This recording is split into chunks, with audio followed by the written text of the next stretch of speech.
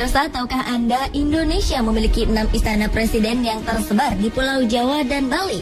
Antara lain Istana Merdeka di Jakarta, Istana Bogor, Istana Cipanas, dan Istana Tampak Siring di Bali.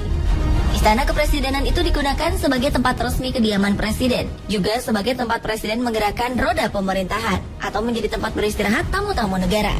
Namun ternyata ada juga yang menyimpan cerita-cerita unik maupun kisah-kisah mistis. Lalu, seperti apa keanehan-keanehan yang terdapat di Istana Kepresidenan Republik Indonesia?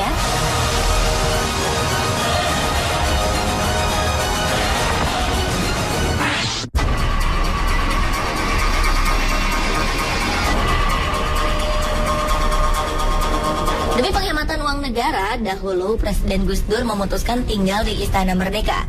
Meski demikian, bukan berarti keluarga Gus Dur betah.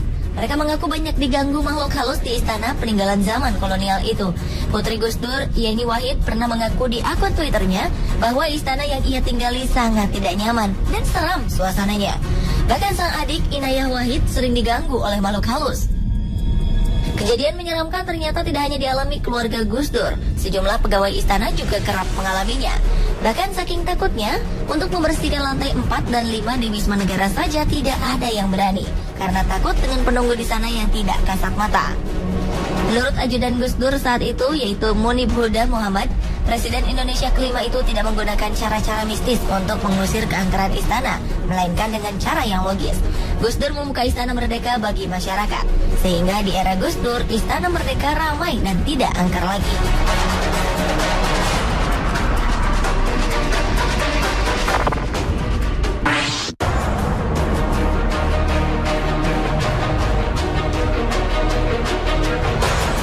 Istana Merdeka merupakan tempat resmi kediaman dan kantor Presiden Indonesia yang terletak satu kompleks dengan Istana Negara dan Binagraha, yaitu terletak di Jalan Merdeka Selatan, Jakarta.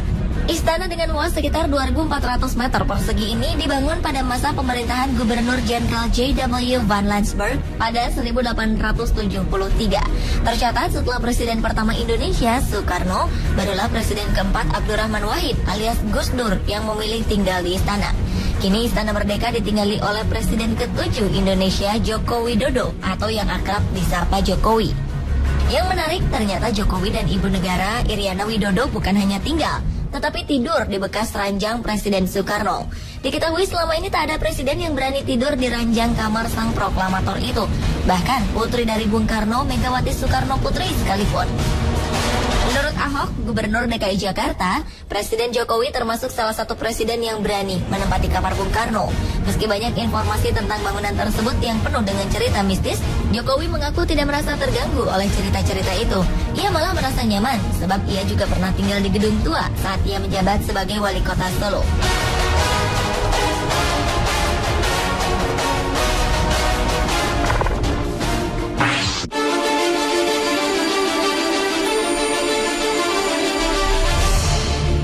Sebagai pusat kegiatan pemerintahan negara, saat ini Istana Negara menjadi tempat penyelenggaraan acara-acara yang bersifat kenegaraan, antara lain pelantikan pejabat-pejabat tinggi negara hingga jamuan kenegaraan.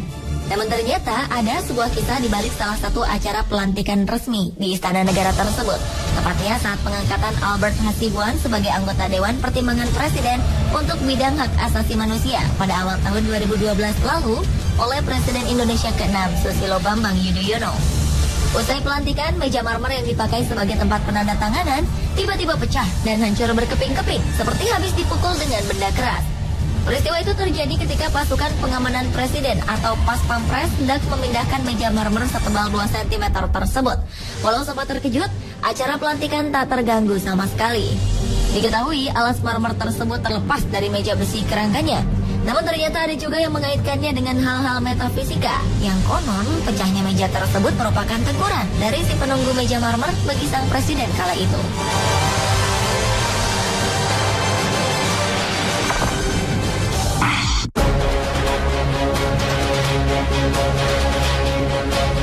Pemirsa, Rabu 22 Oktober 2014, Presiden Joko Widodo menggelar jumpa pers perdana sejak dilantik pada 20 Oktober lalu di halaman Istana Kepresidenan. Ada yang menarik dalam jumpa pers tersebut. Lokasi yang dipilih sebagai tempat jumpa pers juga tak biasa. yakni di bawah pohon Ki Hujan, nama sebuah pohon jenis trem besi besar yang ditanam di belakang Istana Merdeka.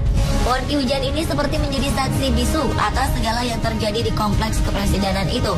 Di antaranya saat SBY pernah menerima penyerang kesebelasan nasional Prancis, Zinedine Zidane.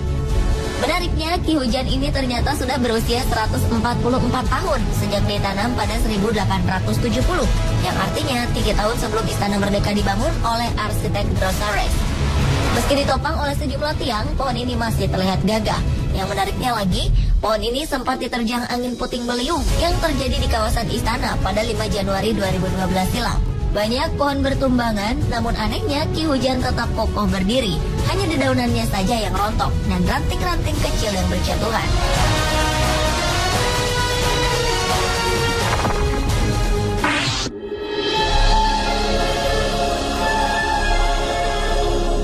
Istana Bogor merupakan salah satu dari 6 istana Presiden Republik Indonesia yang mempunyai keunikan tersendiri dikarenakan aspek historis, kebudayaan, dan faunanya. Namun di balik keunikan itu ternyata ada kisah misteri yang beredar di kalangan masyarakat tentang salah satu patung yang ada di istana yang dibangun pada tahun 1744 itu. Konon beredar kisah tentang seorang peserta pendaftaran yang berkunjung ke Istana Bogor dan melakukan hal usil ke salah satu patung perunggu berwujud wanita tanpa busana. Dengan sengaja ia meletakkan bulu-bulu wol, rontokan dari karpet di bagian terlarang tersebut. Esok hari ia terkejut karena bulu-bulu serupa ada di kantung celananya. Dan ketika makan, ia pun tersedak tanpa sebab, namun yang keluar dari tenggorokannya adalah bulu-bulu karpet tersebut. Kabarnya almarhumah mantan ibu negara, Hartini Soekarno pun sempat mengiyahkan bahwa di Istana Bogor terdapat makhluk astral penunggunya. Konon, ia pernah melihat seorang tamu yang tak kasat mata saat memasuki ruangan presiden di istana tersebut.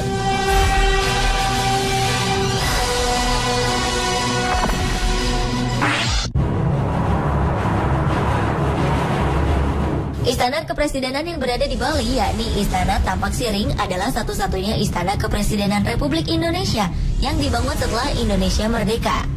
Karena kelima istana lainnya, yakni Istana Negara, Istana Merdeka, Istana Bogor, Istana Cipanas, serta Istana Gedung Agung Yogyakarta dibangun semasa zaman kolonialisme Belanda.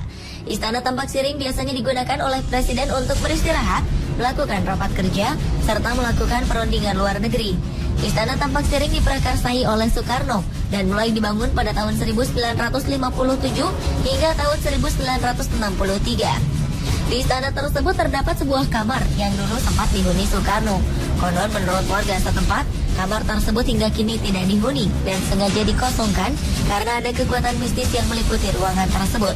Sementara Presiden Indonesia yang datang berkunjung ke istana itu menempati bangunan lain yang tak jauh dari bangunan yang ditempati Soekarno.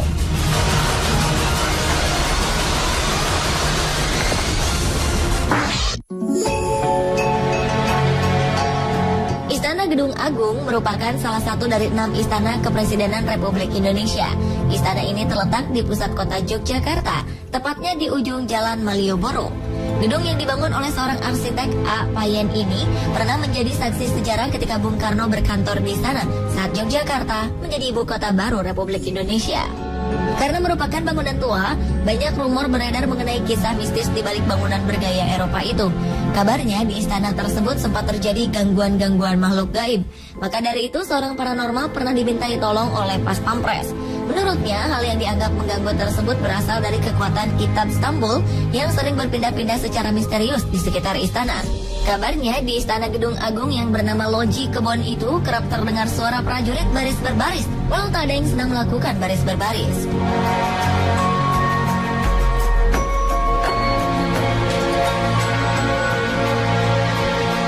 Pemirsa, itulah 7 peristiwa aneh yang pernah terjadi di Istana Kepresidenan Indonesia versi On The Spot.